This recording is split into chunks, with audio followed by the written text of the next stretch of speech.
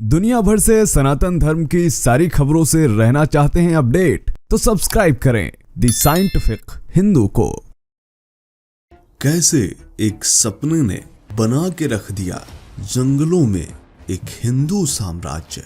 क्या है 50 मिलियन साल पुराने शिवलिंग का सच, और कहां स्थित है 108 रुद्राक्ष पेड़ों की शक्ति। कहां दिखता है भविष्य के हिंदू धर्म का जीवित उदाहरण। आखिर क्यों यह विदेशी संत जंगलों में अकेले रहकर कर रहे हैं सनातन की रक्षा। आज के इस वीडियो में काओई हिंदू मठ के बारे में हम बात करने वाले हैं, और ये वीडियो काओई हिंदू मठ के बारे में सब कुछ कवर करने वाला है। जी हाँ, सब कुछ। इस वीडियो के बाद आपको कहीं और जाने की आवश्यकता नहीं पड़ने वाली।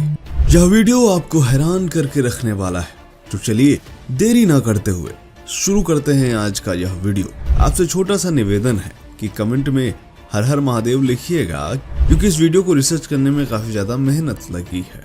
तो चलिए शुरू करते हैं ये वीडियो। मेरा नाम है धीरेन्द्र और आप देख रहे हैं द साइंटिफिक हिंदू। हम बात कर रहे हैं एक ऐसी जगह के बारे में जो हिंदू धर्म का एक अनोखा और शानदार केंद्र है। इस जगह आपको दिख रही है, ये भारत में नहीं है बल्कि अमेरिका के हवाई आइलैंड में है, और वहां पर भी काओई नाम की जगह पर। जी हम बात कर रहे हैं काओई हिंदू मठ के बारे में। इसे काओई अधीनम भी कहा जाता है। ये जो मठ है ये हिंदू धर्म के शैव सिद्धांत परंपरा का प्रमुख केंद्र है। इसको देखकर आपको लगेगा कि आप किसी दक्षिण भारतीय मंदिर में आ गए, लेकिन दरअसल ये कोई जगह भारत में नहीं है बल्कि भारत से हजारों किलोमीटर दूर स्थित है। ये प्रशांत महासागर के बीच में बसा है और ये अपने आप में एक आध्यात्मिक स्वर्ग है। चलिए जानते हैं कि आखिर काओई हिंदू मठ का इतिहास क्या रहा है, कैसे शुरुआत हुई इस जगह की जहां पर आज हजारों विदेशी संत रह रहे हैं।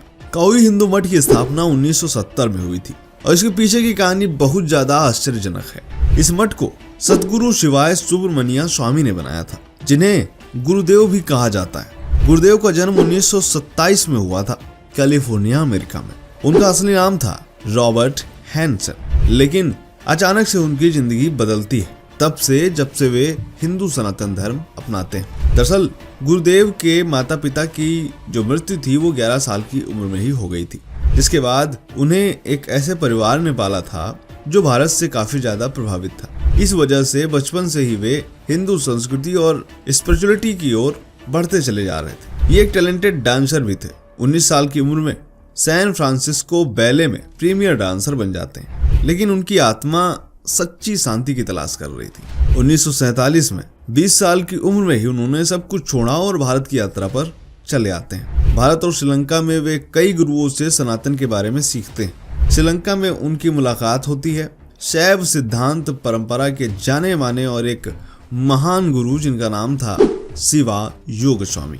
योग स्वामी उन्हें दीक्षा देते हैं और उनका नाम रखते हैं सुब्रमुनिया। सुब्रमुनिया का अर्थ होता है एक ऐसा आत्म संतुलित आत्मा जो चुप रहती है लेकिन फिर भी अपने अंतर्ज्ञान से बोलती है। योग स्वामी ने उन्हें एक लक्ष्य दिया, मिशन दिया कि हिंदू धर्म को आपको पूरी दुनिया में फैलाना है, खासकर वेस्टर्न कंट्रीज में। फिर 1950 के दशक में यानी सुब्रमण्य स्वामी अमेरिका लौट आते हैं। उनका सबसे पहला सपना था कि एक ऐसा आश्रम बनाना जो हिंदू धर्म का एक बहुत ही पावरफुल सेंटर बने। 1970 में उन्होंने हवाई के काओई द्वीप को चुना, जिसको अपनी नेचुरल ब्यूटी के लिए जाना जाता है। काओई को गार्डन आइलैंड भी कहा जाता है और यहाँ की हरियाली, नदियां, पहाड़ इसे एकदम परफेक्ट बनाते हैं एक स्पिरिचुअल सेंटर होने के लिए। 15 फरवरी 1975 को उनको एक सपना आता है जिसमें उन्होंने देखा कि भगवान शिव वाइलुवा नदी के किनारे एक पत्थर पर बैठे थे। इस सपने ने उन्हें प्रेरित किया कि यहीं पर एक भव्य मंदिर बनाया जाए, और इस तरह काओई अधीनम की नींव रखी गई, जिसको आज काओई हिंदू मठ भी कहा जाता है। ये मठ आज 382 एकड़ में फैला हुआ है, जहां पर इसके 2 मंदिर हैं। पहला मंदिर है कदूल मंदिर और दूसरा मंदिर है सनमार्ग इरेवर मंदिर।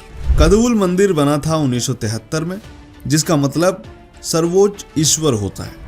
इस मंदिर में रोज सुबह 9 बजे शिव पूजा की जाती है। यहाँ पर नटराज के रूप में भगवान शिव की मूर्ति है। पिछले 50 सालों से यहाँ हर 3 घंटे में पूजा की जाती है बिना किसी रुकावट के।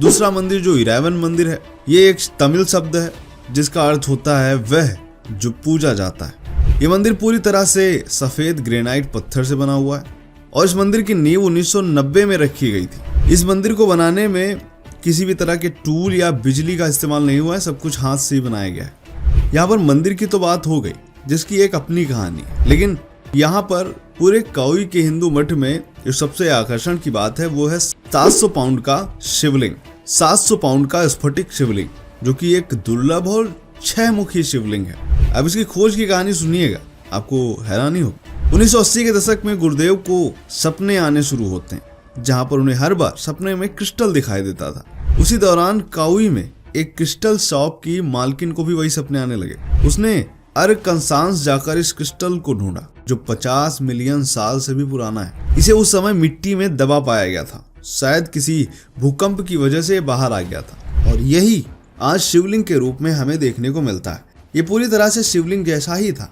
आज इस शिवलिंग को एलिमेंट ऑफ आकाशा के नाम से जाना जाता है, यानी आकाश का तत्व। इरावन मंदिर की छत पर सोने का कलश है और मंदिर के प्रवेश द्वार पर 32 फीट का घंटा और चैन है। आज यहाँ पर काउई हिंदू मठ में मुख्य 19 साधु रहते हैं जो कि 5 अलग अलग देशों से हैं। ये साधु ब्रह्मचर्य और पवित्रता जैसे कई प्रण लेते हैं, लेकिन ये साधु वो नहीं है जो पुराने जमाने के साधु हुआ करते हैं। ये काफी मॉडर्न है। ये लोग मठ के सारे काम खुद करते हैं, जैसे खेती करना, खाना बनाना, यहाँ तक कि अपनी वेबसाइट और मैगजीन्स चलाना। हर सुबह 4 बजे से इनकी दिनचर्या की शुरुआत होती है। सबसे पहले भगवान गणेश, फिर मुरुगन और आखिरी में भगवान शिव की पूजा करते हैं। सुबह 6 बजे से साधु 1 घंटे मेडिटेशन करते हैं और उसके बाद ही अपने काम में लग जाते हैं, जैसे मंदिर की देखभाल, किताबें लिखना, हिंदू धर्म के प्रचार प्रसार के लिए काम करना। मठ के वर्तमान प्रमुख हैं सतगुरु बोधिनाथ वेलन स्वामी, जो गुरुदेव के उत्तराधिकारी। बोधिनाथ ने अपने 37 साल गुरुदेव के साथ बिताए और 2001 में उन्हें मठ का गुरु महासन्निधान बनाया गया। वो हिंदुइज्म टुडे जैसी मैगजीन के प्रकाशक हैं और पूरी दुनिया में हिंदू धर्म फैलाने के लिए यात्राएं करते हैं। आपको बता दें कि काउई हिंदू मठ हिंदुइज्म टुडे मैगजीन भी पब्लिश करता है। ये एक इंटरनेशनल मैगजीन है जिसकी शुरुआत 1979 में हुई थी। इसके अलावा हिंदू प्रेस इंटरनेशनल नाम से एक डेली न्यूज फीड भी ये चलाते हैं और साधु लोग ही इसे एडिट करते हैं, डिजाइन करते हैं और पब्लिश करते हैं। इसके अलावा मठ के परिसर में ही एक खास रुद्राक्ष वन है जो पूरे वेस्टर्न वर्ल्ड का अपनी तरह का इकलौता है। 1984 में गुरुदेव ने अपने हाथों से यहाँ 108 रुद्राक्ष के पेड़ लगाए थे। आज ये 100 फीट से भी ज्यादा ऊंचे हो चुके हैं और ये काफी ज्यादा पवित्र माने जाते हैं। यहाँ आने वाले लोग इन पेड़ों के नीचे बैठकर ध्यान करते हैं तथा स्पिरिचुअलिटी की बात करते हैं। मठ में आज कई खास इवेंट भी होते हैं। इसके अलावा यहाँ पर रहने वाले साधु हिंदू धर्म के प्रचार प्रसार के लिए तमाम देशों की यात्राएं करते हैं और उनको सनातन धर्म की शिक्षा देते हैं। यहाँ की जो हिंदू परंपराएं हैं वो मंदिर पूजा है, शास्त्र पूजा है तथा गुरु शिष्य परंपरा भी यहाँ पर हमें देखने को मिलती है। यहाँ सभी प्रकार के त्योहार धूमधाम से मनाए जाते हैं। काउई हिंदू मठ वाइलुवा नदी के किनारे है और ये 382 एकड़ में है। यहाँ से माउंट वायालेले का भी नज़ारा दिखता है और यह ध्यान और शांति के लिए पूरी दुनिया में सबसे बेस्ट जगह मानी जाती है। यह एक ऐसी जगह है जहाँ पर आधुनिकता और परंपराओं का मेल होता है, खूबसूरती और शांति का मेल होता है और आज ये विदेशी साधु पूरी दुनिया में यहीं पर रहकर सनातन धर्म के मॉडर्निज्म को दिखा रहे हैं। तो दोस्तों, ये वीडियो कैसा लगा आपको कमेंट में बताइएगा। मिलते हैं आपसे अगले वीडियो में, तब तक के लिए जय हिंद, जय भारत, वंदे मातरम।